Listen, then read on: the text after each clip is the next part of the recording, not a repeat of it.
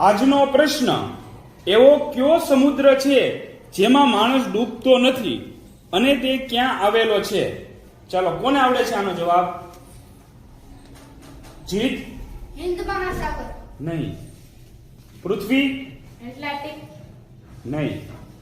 અયાન? Pacific મહાસાગર. ખોટો જવાબ. રુદ્ર? Dead Sea, Israel. સરસ, સાચો જવાબ છે.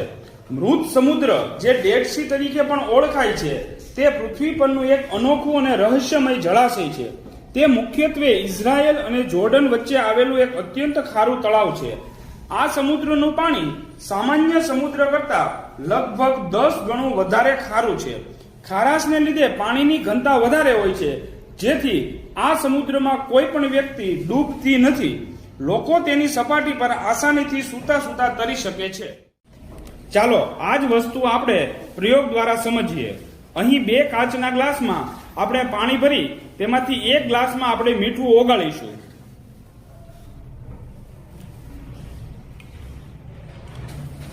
ત્યારબાદ હવે બંને ગ્લાસમાં લીંબુ નાખીશું. મીઠાવાળા પાણીના ગ્લાસમાં લીંબુ તરશે, જ્યારે બીજા પાણીના ગ્લાસમાં લીંબુ ડૂબી જશે. કારણ કે મીઠાના કારણે પાણીની ઘનતા લીંબુ કરતા વધી જશે અને લીંબુ તરશે. આ જ રીતે મૃત સમુદ્રમાં ખારાશનું પ્રમાણ વધારે હોવાથી માણસ તેમાં ડૂબતો નથી.